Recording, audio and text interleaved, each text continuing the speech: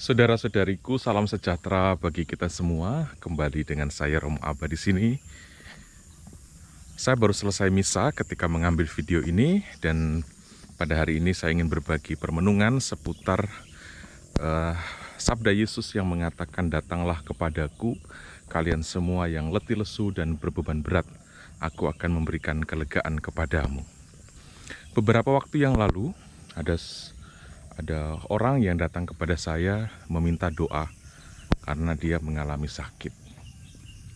Tetapi yang unik dari pengalaman saya ini, sembari mengharapkan sesuatu berkat doa dari gereja melalui saya, dia juga diam-diam pergi konsultasi ke orang pintar, ke dukun begitu, ke paranormal, untuk mencari tahu apa penyebab dari sakitnya.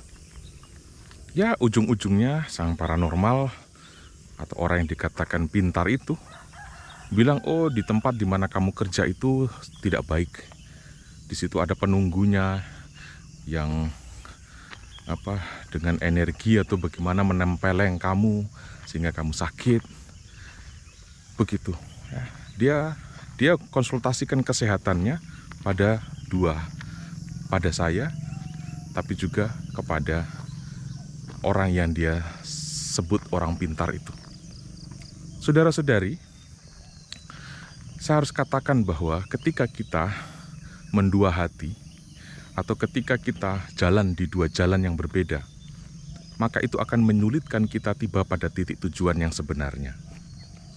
Ya, rahmat Tuhan itu sulit sekali bekerja pada diri orang yang masih mempercayakan diri bukan kepada penyelenggaraan ilahi, tetapi pada tahyul, pada ilmu-ilmu hitam, pada kepercayaan-kepercayaan yang sebenarnya sekedar mitos.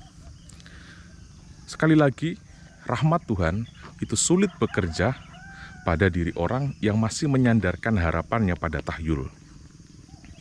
Kalau Yesus mengatakan, "Datanglah kepadaku kalian semua yang letih lesu dan berbeban berat," nyatanya banyak orang ketika mengalami keletihan, ketika mengalami beban yang berat, justru datangnya ke tempat yang malah menambah beban, menambah keletihan, menambah berat hidup itu.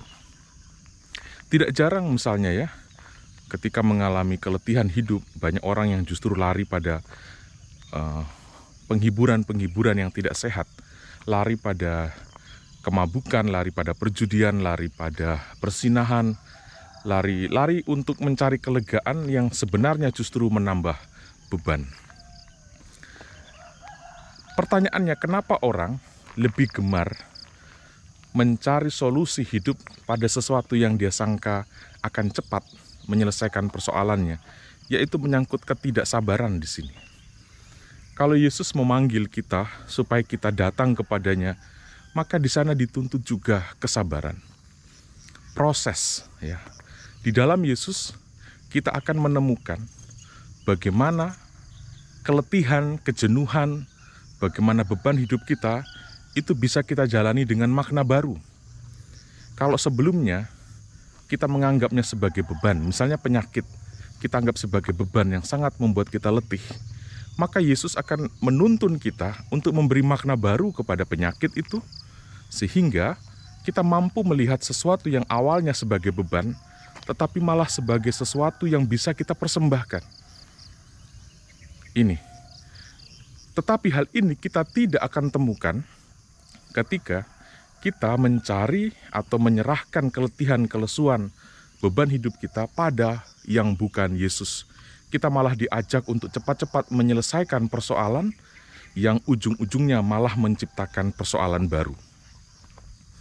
Saya harap saudara-saudari, mari kita sungguh-sungguh dewasa sebagai orang beriman untuk sungguh-sungguh menyerahkan dinamika hidup kita pada ahlinya, ya, pada yang sebenarnya. Jangan menciptakan kelegaan pada budaya instan. Jangan menciptakan kelegaan dengan cara-cara yang kita sangka akan cepat menyelesaikan masalah. Justru sesuatu yang sifatnya instan, sesuatu yang sifatnya terburu-buru, itu justru akan menciptakan problem dan masalah baru. Sekali lagi, Yesus mengajak kita semua, kalau kita memiliki beban, dan pasti semua orang memiliki beban, maka kita diajak untuk cara pikul beban, supaya beban itu menjadi beban yang melegakan, beban yang meringankan. Itu kita hanya bisa peroleh dari Yesus. Di luar Yesus, kita akan menjalani hidup ini dengan beban yang sama, tetapi dengan mempersalahkan, mengkambing hitamkan, dengan mungkin memikul beban yang sama tapi bersama setan. Akibatnya apa? Sudah berbeban berat, ujung-ujungnya malah tidak selamat.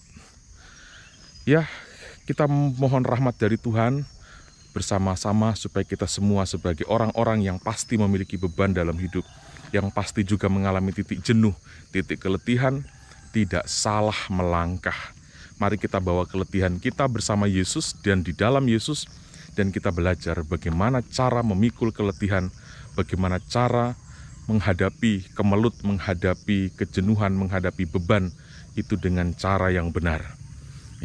Beban sama, tetapi kalau cara memahami, cara memaknai, dan cara memikulnya berbeda, maka itu akan membuat beban itu terasa ringan. Saudara-saudariku, kita mohon rahmat dari Tuhan atas hal ini, dan semoga kita semua mendapatkan sungguh-sungguh inspirasi untuk tidak menyerahkan diri kita kepada yang bukan Tuhan. Tuhan Yesus memberkati kita semua.